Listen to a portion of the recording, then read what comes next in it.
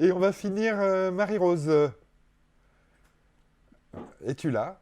Oui, Marie-Rose. oui. Ah, voilà, Elle est là, elle est là, Marie-Rose. Marie-Rose.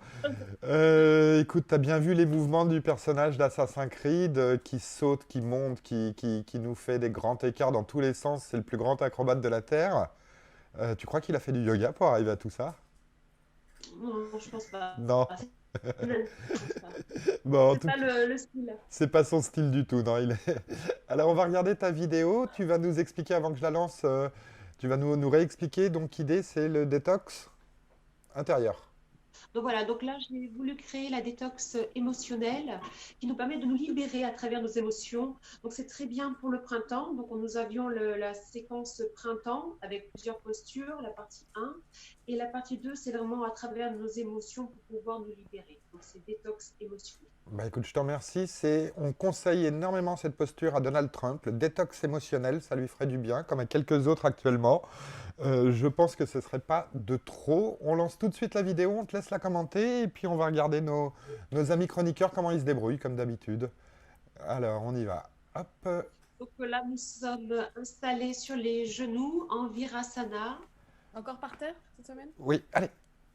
Oh merde. On se centre Ah sur notre mince, alors cou. vous ne me voyez pas, ma vidéo est coupée. On inspire et on expire C'est en parti. profondeur. Voilà, c'est important de rester centré pour vivre l'instant présent.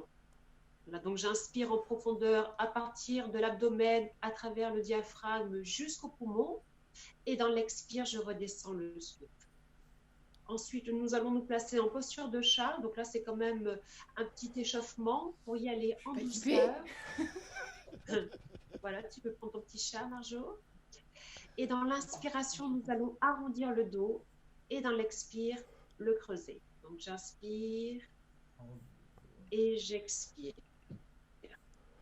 Le yoga nous permet de synchroniser notre souffle avec nos mouvements pour apporter de l'harmonie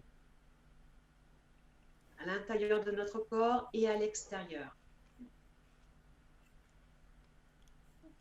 Ensuite, nous plaçons la jambe gauche en avant. On va essayer de faire vraiment un angle droit à travers le genou. On étire les bras dans l'inspiration et on descend, vous voyez, hein, le bassin en avant pour justement se libérer.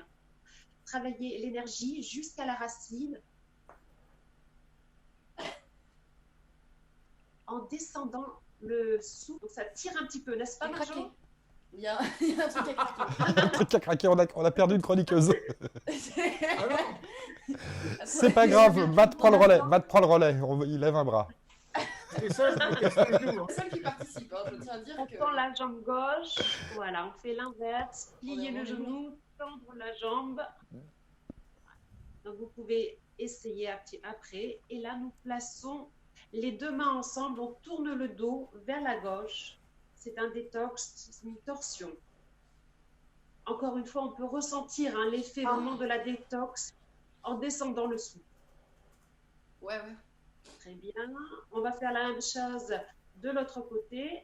Avant cela, nous avons la posture du pigeon. Donc, je ne sais pas si vous la connaissez, la posture du pigeon, Sébastien. Non. Non, Non, pas encore. je l'avais jamais fait, Comment on le fait la posture pigeon. du pigeon? J'ai pas fait le Jamais pigeon. fait pigeonner. Le tibia au sol et les hanches en alignement avec le corps. Vous redressez le buste, étirez. Et dans l'expiration, on descend le souffle en avant, le buste en avant. Voilà, donc ça c'est excellent. Vous pouvez essayer pour nous libérer à travers le premier chakra. On laisse le temps au temps pour ressentir l'effet de la posture du pigeon. C'est le bon moment pour voir qu'il faut faire le ménage.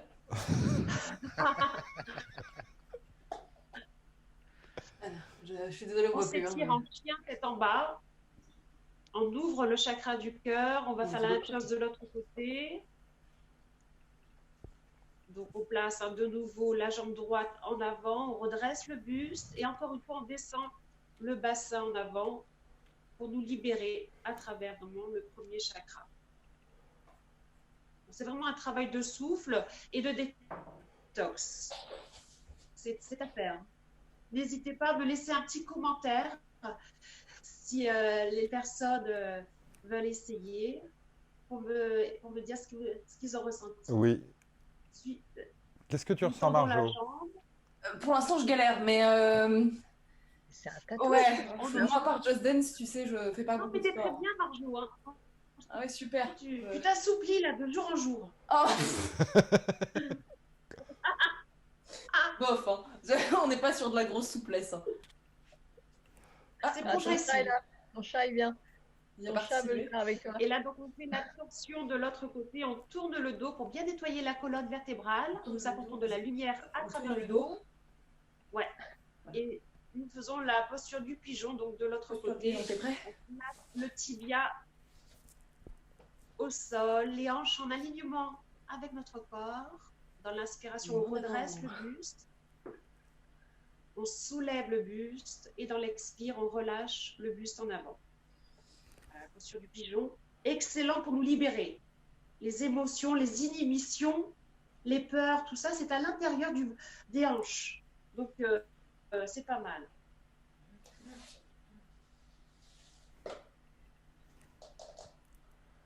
C'est à l'intérieur de nous que ça se passe.